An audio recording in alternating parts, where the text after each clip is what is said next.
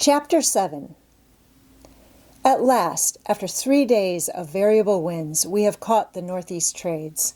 I came on deck after a good night's rest, in spite of my poor knee, to find the Ghost foaming along, wing and wing, and every sail drawing, except the jibs, with a fresh breeze astern. Oh, the wonder of the great trade wind! All day we sailed, and all night, and the next day, and the next, day after day, the wind always astern and blowing steadily and strong.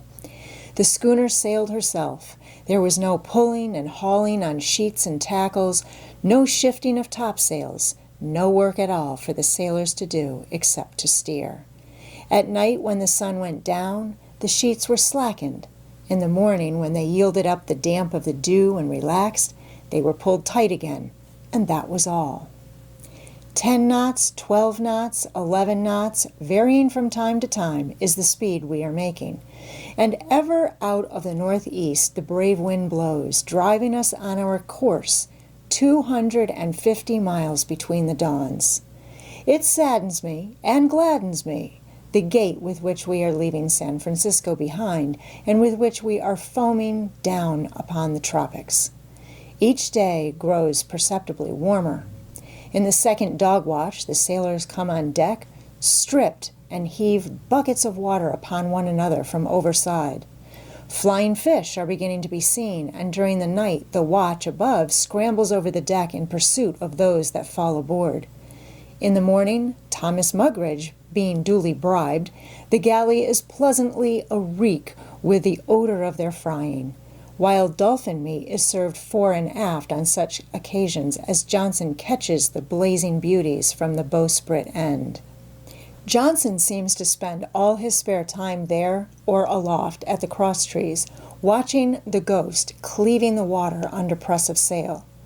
There is passion, adoration in his eyes, and as he goes about in a sort of trance, gazing in ecstasy at the swelling sails, the foaming wake, and the heave and the run of her over the liquid mountains that are moving with us in stately procession. The days and nights are all a wonder and wild delight, and though I have little time from my dreary work, I steal odd moments to gaze and gaze at the unending glory of what I never dreamed the world possessed.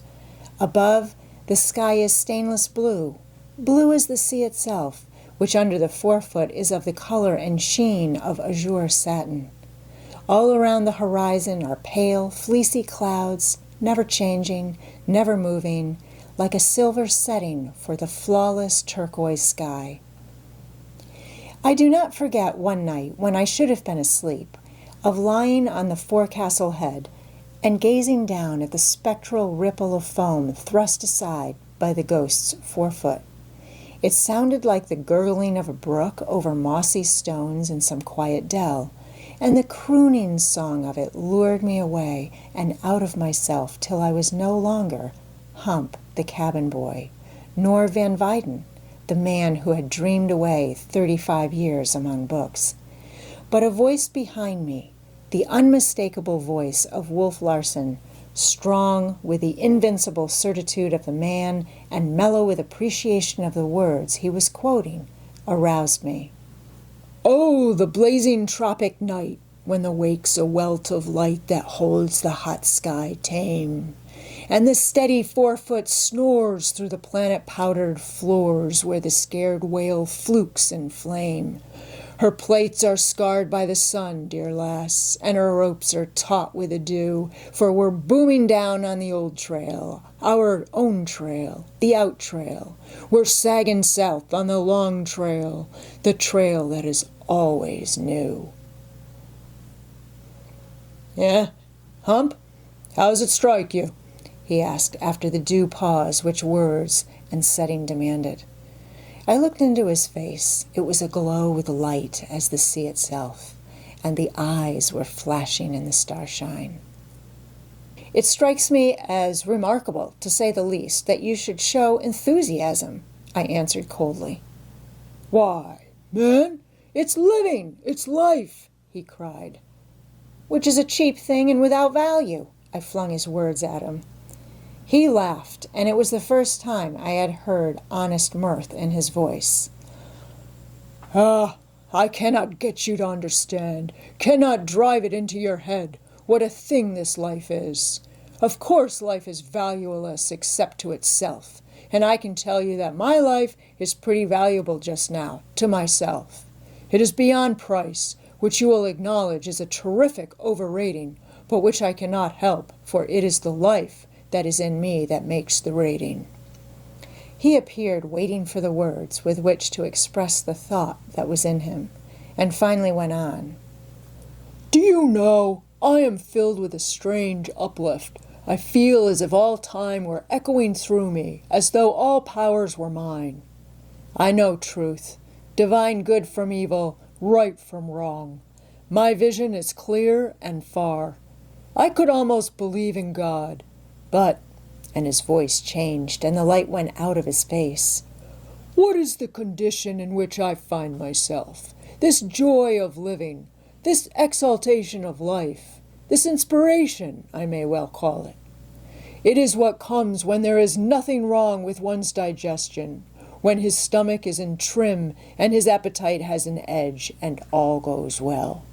It is the bribe for living, the champagne of the blood, the effervescence of the ferment, that makes some men think holy thoughts, and other men to see God or to create him when they cannot see him.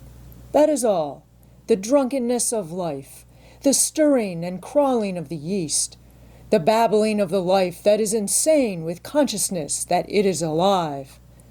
And bah!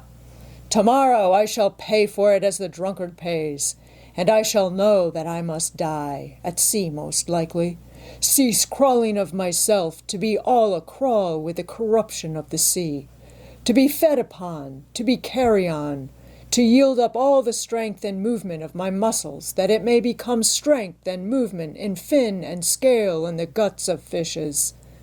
Bah, and bah again! The champagne is already flat. The sparkle and bubble has gone out, and it is a tasteless drink." He left me as suddenly as he had come, springing to the deck with the weight and softness of a tiger. The ghost plowed on her way.